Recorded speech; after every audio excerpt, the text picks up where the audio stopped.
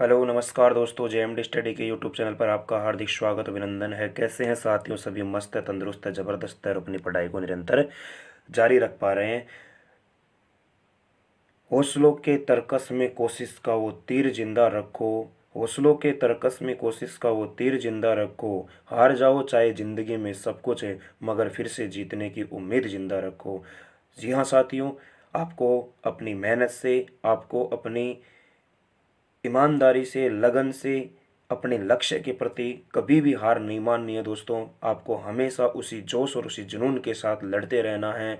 लक्ष्य हमेशा अर्जुन के तीर सा रखना है और हौसला आपका सीमा पर खड़े वीर सा रखना है। तो जब जाकर के इस मंजिल को घुटनों के बल टेक पाओगे दोस्तों, और ये मंजिल को इतना मजबूर कर दो अपनी मेहनत से, अपनी पागलपन से, अपने जुनून से, अपने जज्बे से, कि खुद आकर के आपका दरवाज़ा खटखटाए। प्यारे साथियों, उठाइए पेन कॉपी और उस माँ बाप की फिक्र को फक्र में बदलने के लिए तैयार हो जाइए। 24 फरवरी 2022 करंट अफेयर्स के प्रश्न और उत्तर की बात करने वाले दोस्तों, उससे पहले मैं आप लोगों का कल का होमवर्क बता देता हूँ। कल मैंने आप लोगों को 2 क्वेश्चन दिए थे।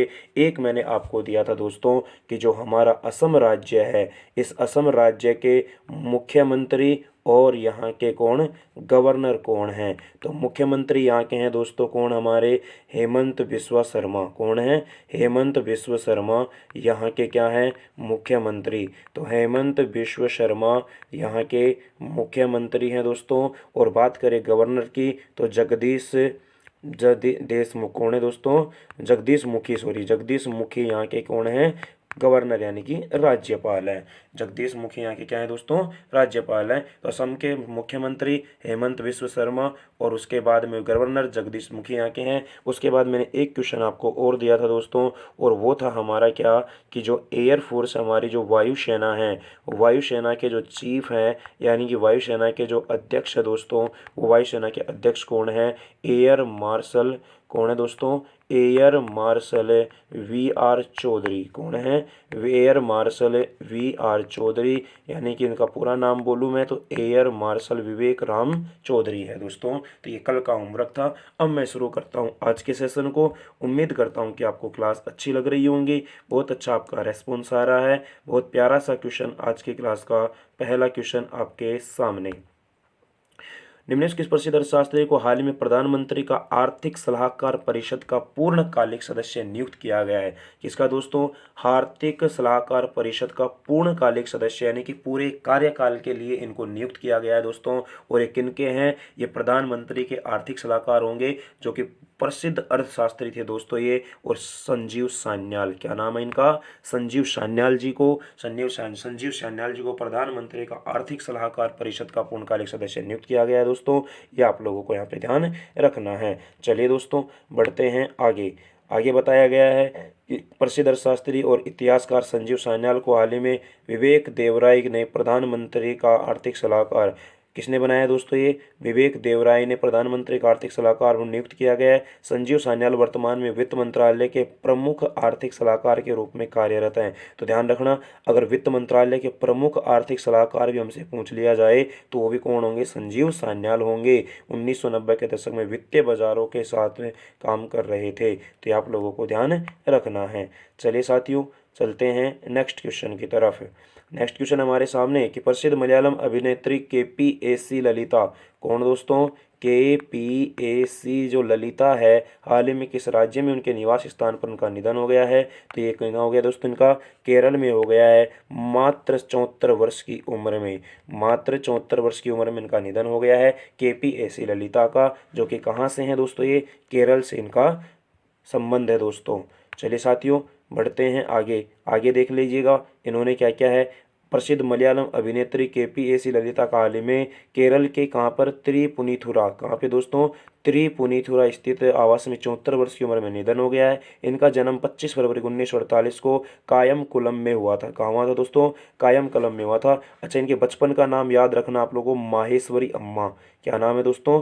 इनके बचपन का क्या नाम है? माहेश्वरी अम्मा इनके बचपन का नाम है। और फिल्मी पर्दे पर लोग इसको केपीएसी ललिता के नाम से जानते हैं। तो माहेश्वरी अम्मा पूछे, केपीएसी ललिता पूछे, एक ही व्यक्ति है दोस्तों, ये अलग अलग नहीं है। इनका संबंध केरल से है। इनका जन्म कायमकुलम में होता है। चलिए साथियों, चलते हैं नेक्स्ट क्वेश्चन की तरफ। नेक्स्ट क्वेश्चन है हमारे सामने, ऋचा घोष हाल ही में किस क्रिकेट फॉर्मेट में सबसे तेज अर्धशतक लगाने वाली पहली भारतीय महिला खिलाड़ी बन गई है? कौन दोस्तों? ऋचा घोष। ऋचा घोष ने वनडे में सबसे तेज अर्धशतक बनाने का रिकॉर्ड बना लिया है। और ये प्यारे साथियों, इन्होंने 26 बॉल में, कितनी बॉल में? 26 बॉल में अर्धशतक मतलब 50 रन इन्होंने बनाए हैं 26 बॉल में। तो 26 बॉलों में रिकॉर्ड बना लिया है कि कोई भी पहल भारतीय महिला जिन्होंने सबसे कम बॉलों में वनडे फॉर्मेट में यानी कि एक दिवसीय फॉर्मेट में सबसे कम सबसे कम गेंदों में अर्धशतक बनाया है, तो वो किसके नाम हो गया? रिकॉर्ड ऋचा घोष के नाम हो गया। किसके नाम हो गया दोस्तों? ऋचा घोष के नाम हो गया है। चलिए दोस्तों, बढ़ते हैं आगे। इससे पहले यह रिकॉर्ड किसके नाम था? इससे पहले यह रिकॉर्ड था दोस्तों हमारे किसके नाम था? कृष्णमूर्ति के, वेदा कृष्णमूर्ति के, जिन्होंने 32 गेंदों में अर्धशतक लगा रखा था। तो वेदा कृष्णमूर्ति का रिकॉर्ड इन्होंने तोड़ दिया है, मात्र 26 गेंदों में अर्धशतक बना दिया है। किसने दोस्तों? ऋचा घोष ने। और क्या है दोस्तों? भारत की विकेट कीपर है, महिला टीम की क्या है? ये विकेट कीपर हैं। चलिए साथियों, बढ़ते हैं नेक्स्ट क्वेश्चन की ओर।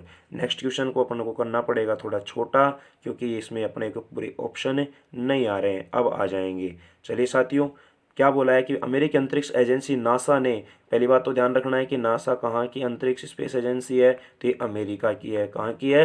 अमेरिका की है, यूएसए की है। तो ये किस वर्ष में अंतर्राष्ट्रीय अंतरिक्ष स्टेशन को आधिकारिक तौर पर बंद करने की योजना की घोषणा कर दी है? यानी कि जो इंटरनेशनल स्टेशन है दोस्तों, इनके इंटरनेशनल स्पेस स्टेशन है, उनको बंद करने की घोषणा कर दी है। किसने? नासा ने। तो ये कब तक की है दोस्तों? 2031 तक। तो 2031 तक जो अमेरिका की जो स्पेस एजेंसी है यानी कि जो नासा है दोस्तों, वो अंतर्राष्ट्रीय अंतरिक्ष स्टेशनों को क्या कर देगी? बंद कर देगी। ये लक्ष्य कब तक रखा है इसने? 2031 तक का रखा है। चलिए दोस्तों, देख लीजिएगा इसमें और क्या क्या बातें कही गई हैं कि अमेरिकी अंतरिक्ष एजेंसी नासा 2031 में अंतर्राष्ट्रीय स्टेशन आधिकारिक तौर पर बंद करने की योजना की घोषणा की है। नासा की योजना खत्म करने की प्रक्रिया प्रशांत महासागर के बीच में पॉइंट नीमो नामक एक स्थान पर इसे डुबोना है, जिसे अंतरिक्ष यान के कब्रिस्तान के रूप में जाना जाता है। तो अंतरिक्ष यान के कब्रिस्तान का कब्रिस्तान कौन है दोस्तों?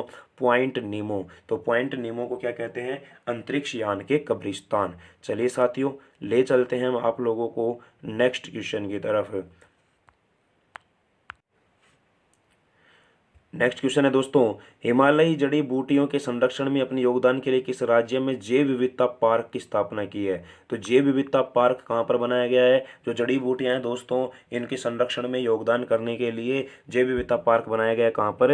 हिमाचल प्रदेश में बनाया है। कहाँ बनाया गया दोस्तों? हिमाचल प्रदेश में बनाया गया है। यह आप लोगों को ध्यान रखना है कि जैव विविधता पार्क कहाँ बनाया गया है? तो हिमाचल प्रदेश में बनाया गया है। किसके लिए बनाया गया है? ये जड़ी बूटियों के संरक्षण के लिए बनाया गया है। चलिए दोस्तों, बढ़ते हैं नेक्स्ट क्वेश्चन की तरफ। नेक्स्ट क्वेश्चन में कहा है कि किस मोटर कंपनी लिमिटेड ने ताकुया तुसुमुरा को, किसको दोस्तों? ताकुया तुसुमुरा को अपने नए अध्यक्ष और सीईओ के रूप में नियुक्त करने की घोषणा की है।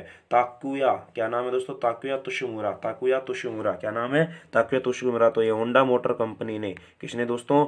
होंडा मोटर कंपनी ने इनको नियुक्त किया गया है दोस्तों, ताकुया तुसुमुरा को। किसको दोस्तों?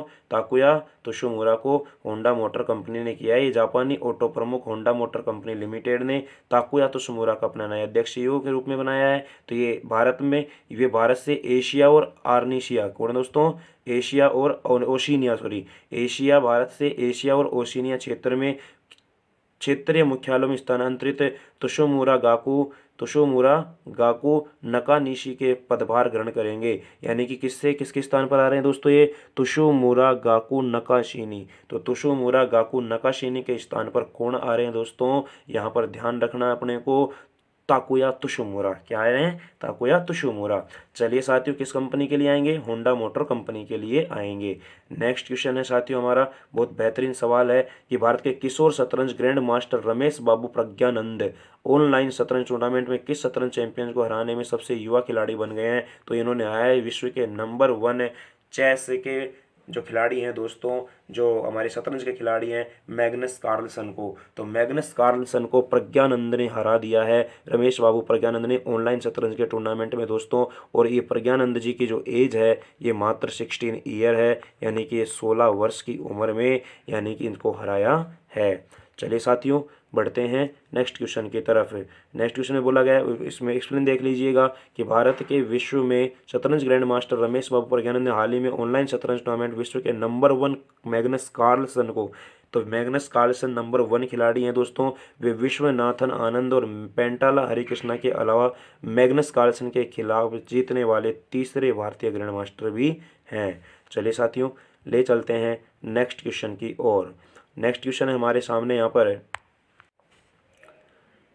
नेक्स्ट क्वेश्चन है साथियों, भारत और किस देश ने हाल ही में नीली अर्थव्यवस्था और महासागर शासन एक रोड मैप पर हस्ताक्षर किए हैं? तो नीली अर्थव्यवस्था यानी ब्लू इकोनॉमिक और जो ओशियन शासन है दोस्तों, इसको रोड मैप हस्ताक्षर किए हैं। तो ये भारत और किसने किए हैं दोस्तों? फ्रांस ने किए हैं। किसने किए हैं? भारत और किसने किए हैं? फ्रांस ने किए हैं, क्योंकि भारत की और फ्रांस के साथ अच्छी तालमेल है दोस्तों। तो इन्होंने भारत ने किसके साथ किया है? फ्रांस के साथ किया है। आप लोगों को ध्यान रखना है। चलिए साथियों, इसमें क्या कहा गया है देख लीजिएगा एक बार इसको भी, कि भारत और फ्रांस ने नीली अर्थव्यवस्था, महासागर शासन, द्विपक्षीय आदान प्रदान को बढ़ाने के लिए रोड मैप पर हस्ताक्षर किया गया है। ये समुद्री विज्ञान अनुसंधान सहयोग की संभावनाओं को पता लगाने का मदद करेगी। चलिए साथियों, चलते हैं नेक्स्ट क्वेश्चन, और आज की क्लास का ये अंतिम प्रश्न होगा हमारा। निम्न में से किस देश ने हाल ही में अपनी पहली हाइड्रोजन से चलने वाली ट्रेन लॉन्च की है? ये लो जी, हाइड्रोजन से चलने वाली पहली ट्रेन लॉन्च कर दी है किसने दोस्तों? जापान ने। किसने कर दी है? जापान ने यहाँ पर पहली ट्रेन लॉन्च कर दी है। किससे चलने वाली? हाइड्रोजन से चलने वाली। यहाँ पर दोस्तों हाइड्रोजन की बात कर लेते हैं अपने, अभी हाइड्रोजन की भी बात करेंगे। यहाँ पर देख लीजिएगा थोड़ा सा क्या क्या इसमें कहा गया है। जापान ने हाल ही में अपनी हाइड्रोजन से चलने वाली पहली ट्रेन लॉन्च की है। मार्च में इसका परीक्षण किया जाएगा, और नाम क्या है दोस्तों इसका? हाईबरी। क्या नाम है? हाईबरी इसका नाम है दोस्तों। क्या नाम है? हाईबरी नाम है। तो हाईबरी नाम के 2 कारों वाली इस ट्रेन की कीमत 35 मिलियन अमेरिकी डॉलर या 4 बिलियन येन से अधिक है। येन जापान की मुद्रा है दोस्तों, ये ध्यान रखना। इस ट्रेन को पूर्वी जापान रेलवे से हिताची और टोयोटा मोटर कॉरपोरेशन के सहयोग से विकसित किया है। तो ये ध्यान रखना आप लोगों को। हाइबरी नाम की 2 कारों से इसको बनाया गया है, जिसके अंदर 35 मिलियन अमेरिकी डॉलर के या 4 बिलियन येन से, येन कहाँ की मुद्रा है दोस्तों? जापान की मुद्रा है। चलिए साथियों, अब मैं थोड़ा सा बात आपको बताता हूँ हमारे किसकी? हाइड्रोजन की। हाइड्रोजन जो तत्व है दोस्तों, ये आवारा तत्व है। कौन सा तत्व है ये? आवारा तत्व है। आवारा तत्व इसको माना जाता है क्योंकि इसको आवर्त सारणी में कोई फिक्स स्थान नहीं दिया गया है। हालांकि ये आता है आवर्त सारणी का पहला तत्व। पूछ लिया जाए कि आवर्त सारणी का पहला तत्व कौन सा है, तो भी हाइड्रोजन देना है अपने को आंसर। अगर पूछ लिया जाए आवारा तत्व कौन है, तो भी हाइड्रोजन ही देना अपने को आंसर। यहाँ पर ध्यान रखना, हाइड्रोजन को भविष्य का ईंधन कहते हैं। हाइड्रोजन को क्या कहते हैं? भविष्य का ईंधन कहते हैं दोस्तों इसको। तो इसको भविष्य का क्या कहते हैं? ईंधन कहते हैं। ये भी आप लोगों को ध्यान रखना है। ये ध्यान रखना है, हाइड्रोजन का परमाणु क्रमांक और हाइड्रोजन का परमाणु भार दोनों क्या होते हैं? समान होते हैं। तो हाइड्रोजन का परमाणु क्रमांक और परमाणु भार दोनों क्या होते हैं? समान होते हैं। इट मीन्स यहाँ पर बात ये होती है दोस्तों कि इसमें कोई भी न्यूट्रॉन नहीं पाया जाता है। प्यारे साथियों, बात करूं मैं, हाइड्रोजन के 3 समस्थानिक होते हैं। हाइड्रोजन के कितने समस्थानिक होते हैं? 3 समस्थानिक होते हैं। एक होता है 1H1, एक होता है 1H2 और एक होता है 1H3। तो ये ध्यान रखना, इसको बोलते हैं प्रोटियम, ड्यूटेरियम और ट्रिटियम। तो प्रोटियम, ड्यूटेरियम और ट्रिटियम, तो हाइड्रोजन के 3 क्या होते हैं? समस्थानिक होते हैं। ये बात आप लोगों को समझ में आ गई होगी। तो उम्मीद करता हूँ आप लोगों को अच्छे से मैंने एक्सप्लेन कर दिया है बातें, कोई आपको समस्या नहीं होगी दोस्तों यहाँ पे। अब चलते हैं दोस्तों, विराम लेते हैं, आज के सेशन को यहीं पर समाप्त करते हैं दोस्तों। मिलेंगे नई क्लास में, नई करंट अफेयर्स के साथ में, नए जोश और जुनून के साथ में। प्यारे साथियों, क्लास अच्छी लगी तो आपको क्लास लाइक करनी है, अपने फ्रेंड्स के साथ में शेयर करना है दोस्तों। कोई भी समस्या हो तो आपको कमेंट बॉक्स में कमेंट करना है। आपके अपने चैनल JMD स्टडी को सब्सक्राइब कीजिएगा दोस्तों। और माँ बाप का सपना पूरा करने के लिए सबसे खास बात यही है, ये काम आप करो, अच्छा लगे तो, नहीं लगे तो कोई दिक्कत वाली बात नहीं है दोस्तों, लेकिन माँ बाप का सपना पूरा करने के लिए तो मैं हर हाल में आप लोगों को हमेशा कहूँगा, कहता रहूँगा। जब तक आप सफल नहीं हो जाते तब तक आप लोगों को ना तो रुकना है ना ही थमना है। उसी जोश और उसी जुनून को आपको लगातार बनाए रखना है। प्यारे साथियों, मिलूंगा मैं नई क्लास में नई करंट अफेयर्स के साथ में। तब तक अपना और अपने परिवार का ख्याल रखिएगा, अच्छे से जी जान लगाकर मेहनत करते रहिएगा। मिलता हूँ नेक्स्ट क्लास में, तब तक के लिए देखते रहिए आपका अपना channel JMD study. Bye bye, take care, thank you so much. Jai Hind साथियों।